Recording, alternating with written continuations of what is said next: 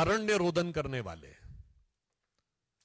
कि रुदाली करने वाले लोगों से पूछना चाहता हूं, राजनीतिक नारे लगाने के ऊपर आप थप्पड़ मारने की बात करेंगे, और वो भी प्रधानमंत्री जी के नाम के ऊपर, और आप कहेंगे कि यह लोकतंत्र है। और फिर वहां तो कांग्रेस की सरकार है। मैं पूछना चाहता हूं कांग्रेस पार्टी से, सोनिया जी से, राहुल जी से, और कांग्रेस के अध्यक्ष खड़गे जी जो वहीं से हैं, ये वही कांग्रेस पार्टी है जो गांधी जी के विचारों का अपने को प्रतीक बोलती थी, जो कहा जाता था एक थप्पड़ मारे दूसरा थप्पड़ आगे कर दो, गाल आगे कर दो, अगर एक गाल पे थप्पड़ पड़े तो दूसरा गाल आगे कर दो। इन विचारों वाले आज कहते हैं कि नारा लगे तो थप्पड़ मारना शुरू कर दो। ये अवश्यंभावी हार की हताशा में हिंसा तक उतर आने की एक खतरनाक प्रवृत्ति का प्रतीक है। यह कांग्रेस उन्हीं गांधी जी की प्रतीक है जिन्होंने तो नोआखली में जाके इसलिए अनशन किया था कि अगर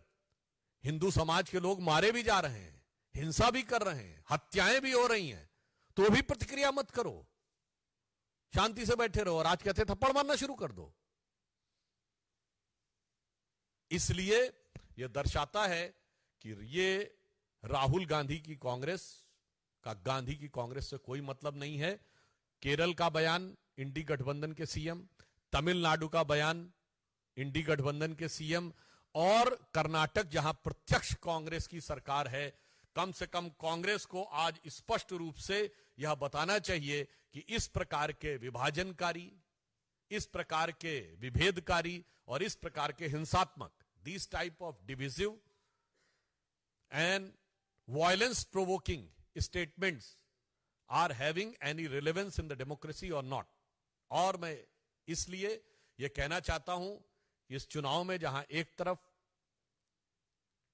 भारतीय जनता पार्टी और एनडीए प्रधानमंत्री श्री नरेंद्र मोदी जी के जांचे परखे और खरे नेतृत्व में प्रखरता के साथ जन जन का समर्थन लेते हुए 400 पार के लक्ष्य की तरफ आगे बढ़ रहा है, वहीं अंतर विरोधों से, कुंठा और अवसाद से ग्रस्त होकर अनेक प्रकार के नकारात्मक बयानों को देते हुए यह तथाकथित इंडी गठबंधन सिर्फ पराजय नहीं, मैं कहूंगा आत्मघात की तरफ आगे बढ़ रहा है। इसलिए मैं अंत में सिर्फ यह कहना चाहता हूं कि हम